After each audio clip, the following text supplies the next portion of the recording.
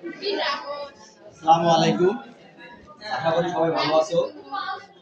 আজ আমি পূর্বের ন্যায় নতুন আরেকটা অধ্যায় নিয়ে তোমাদের সামনে হাজির হয়েছি।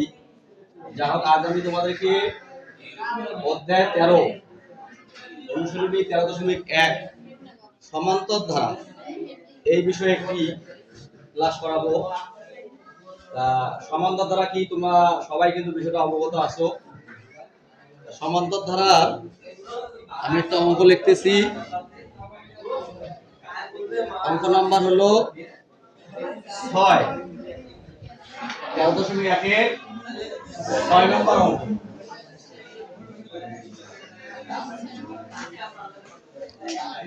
13.1 6 নম্বর অঙ্ক। অঙ্কটা আছে হলো 8 plus 11 plus 14 plus 17 plus dot আছে। প্রশ্নে বলা হয়েছে ধারাটির কোন পদ 3927।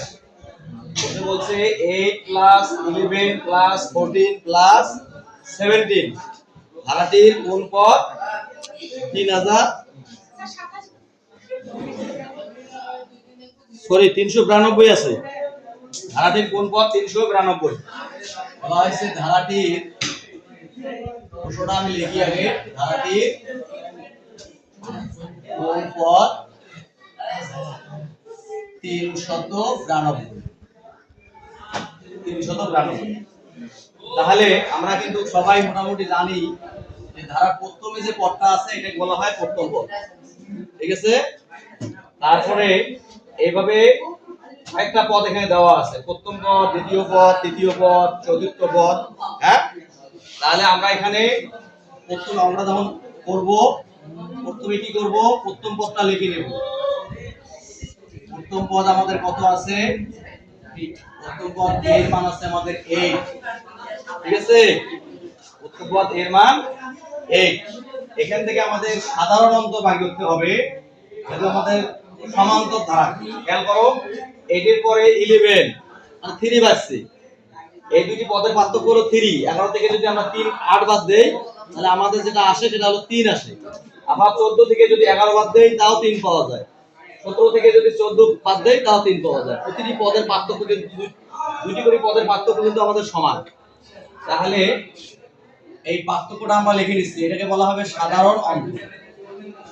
সাধারণ অন্তর্গত আমাদের এটাকে ডি দ্বারা প্রকাশ করব। সাধারণত যে কোনো দুটি পদের পার্থক্য, হয় দ্বিতীয় পদ থেকে প্রথম পদ বাদ দেবে, নাহলে তৃতীয় পদ থেকে দ্বিতীয় পদ বাদ দেবে, নাহলে চতুর্থ পদ থেকে তৃতীয় পদ বাদ দেবে। তাহলে আমরা এখানে দ্বিতীয় পদ থেকে প্রথম পদ বাদ দিলাম, এখানে পার্থক্য আসলে আমাদের 3। তাহলে আমাদের সাধারণত কত হলো 3। এবার কিন্তু বলা হয়েছে ধারাটির কোন পদ 392। বিষয়টা হলো এরকম যে আমাদের মনে করি এটা চতুর্থ পদ 17। যদি আমি পঞ্চম পদ বলি তাহলে আরো একটা সংখ্যা বাড়বে, ধর 17 এর সাথে 3 যোগ করলে 20, তারপর 23 এইভাবে আসবে। কিন্তু এটা কয় নাম্বার পদ? এটা যেমন চতুর্থ পদ, তাহলে এটা কত নাম্বার পদ 392? আপনারা আমাদের এখানে কিন্তু n এর মান বাই করতে হবে যে কততম পদ 392। তা আমরা এটা কিন্তু একটা সূত্র জানি যে n তম পদ যদি এখন লিখি আমি, যে মনে করি n তম পদ, n তম পদের সূত্র দিয়ে কিন্তু আমরা এটা করতে হবে। মনে করি n তম পদ কত লিখবো? 392। তাহলে n তম পদের একটা সূত্র কিন্তু আমরা কিন্তু জানি। সূত্রটা আমি এখানে লিখে দেই। দেখো n তম পদের সূত্র, n তম পদ এই সূত্রটা কি আমাদের? সূত্রটা হলো a plus n minus 1 into d। তাহলে বন্ধুরা একটু লক্ষ্য করো, একটু মনোযোগী হওয়া লাগবে তোমাদের। মনোযোগী না হলে কিন্তু এই যা শুরু থেকে দেখতেছো সব কিন্তু একটু পরে ভুলে যাবে। তাহলে n তম পদের সূত্র a plus n minus 1 into d। তাহলে আমরা এখন বাম দিকে এই দিকে সমানের এই দিকে অংশে n তম পদের সূত্রটা বসাই নিই, a plus n minus 1 into d সমান 392। এখন দেখো বন্ধুরা, এর মান যেটা আছে এখানে কত আছে? 8। তাহলে আমরা 8 বসাবো। তারপর d এর মান আছে, d এর মান বসাবো। তাহলে সুন্দর করে তোমরা কি করবা? এর মান বসাই দেবা। কত বসাবে? 8 প্লাস n মাইনাস 1 দেখো আমরা কিন্তু n এর মানটাই বাই করব, তাই না? আমাদের এখানে যেটা উদ্দেশ্য n এর মান বাই করা। তাহলে n টা কিন্তু কোনো আগে n এর কোনো মান বসাবে না এখানে। d এর মান কত? d এর মান 3। এর পাশে কত বসাবো? 392। এখন আমরা আগে থেকেই জানি যদি পক্ষান্তর করি, সাইড চেঞ্জ করি, এই +8 আছে, এটা যদি আমরা ওইদিকে নিয়ে যাই কি হবে? -8 হবে। তাহলে এইদিকে লিখবো আমরা n - 1 ইনটু কি আছে 3 সমান 392 প্লাস 8 নিয়ে গেলে হবে -8, পার করলে -8 হবে। তাহলে এখন 8 বিয়োগ করে দাও, বিয়োগ করলে কি আসছে? n - 1 ইনটু 3, এই যে 8 আছে, 8 আছে ভালো করতে চাই আমরা আগের নিয়মে একটু বিয়োগটা করে দিলাম, হাতে 1 9 থেকে 1 গেলে কত? 8 বসে 384। তাহলে আমাদের বিয়োগ কত বললাম? 384। আমরা আরো জানি যে বীজগণিতের নিয়মে ইনটু থাকলে কি হয়?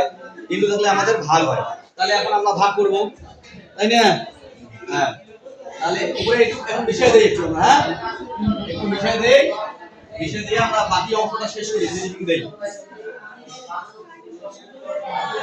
তাহলে আমাদের বা n - 1 এখানে আছে 384 ইনটু আছে আমাদের 3, তাহলে ইনটুটা ভাগ হলো, ভাগ করলে আমাদের কত আসে? 384 না? 384 128 আছে নাকি? 3 দিয়ে 384 কে অ্যানালগ পদ্ধতিতে একটু ভাগ করি, তাহলে 3 একে 3, তাই না? তারপরে 8, তারপরে এখানে 4, 3 দুগুণে কত? 6, আর এখন 3 আর আসে একবারে 84 দেওয়া যায়। 3 আসে 24 4 হাতে কত? 2, তারপরে 3 দুগুণে 6 2 8 84, তার মানে 128 আসতেছে এখানে আমাদের 128। এবার -1 যদি আমি পার করে দিই ওইদিকে কি হবে? প্লাস হবে, +1। তারপরে এখন আমাদের n ইকুয়াল যদি যোগ করি 129। এবার দেখো তাহলে আমার n এর মান আসলে 129। তার মানে এটাই কিন্তু বাই করতে বলছে। কোন পদ? ধারাটির কোন পদ? তার মানে ধারাটির 129 নাম্বার পদ হলো আমাদের কত? 392। তাহলে আমরা এখন লিখতে পারি নির্ণয় 129 তম পদ। নির্ণয় 129 তম পদ। বন্ধুরা তোমরা কিন্তু, আমি আশা করি যে মনোযোগী ছিলে, আর যারা মনোযোগী ছেলে তারাই কিন্তু এই অঙ্কটা ভালোভাবে বুঝতে পারবে। আর দ্বিতীয়ত একটা কথা, যে অঙ্ক শুধু আমরা এই অঙ্কটাই যে শিখলাম তা কিন্তু না। দেখো এইরকম ধারার অসংখ্য অঙ্ক যদি তোমরা এই নিয়মটা অনুসরণ করতে পারো, যদি তোমরা বোঝো যে কোনটা প্রথম পদ, কোনটা দ্বিতীয় পদ, কোনটা তৃতীয় পদ, সাধারণত কিভাবে বাই করতে হয়, কখন কোন সূত্র প্রয়োগ করা লাগবে, তাহলেই কিন্তু অঙ্কগুলো তোমরা আর বারবার কিন্তু মানে যে এটা অঙ্কের জন্য শুধু একটাই অঙ্ক মুখস্থ করার মতো তো অনেকে করে ফেলা, এটা করা লাগবে না। তোমরা যদি বুঝতে পারো একই নিয়মে অসংখ্য অঙ্ক করতে হবে, কোন সংখ্যা দেওয়া থাকে থাক প্রশ্নে। এখন অনেকে মনে করো বইয়ের অঙ্কগুলো পড়ো, করে মনে করতেছো যে হ্যাঁ আমি তো বই কমপ্লিট করে ফেলছি, আমার মনে হয় যে আর কোনো সমস্যা নাই।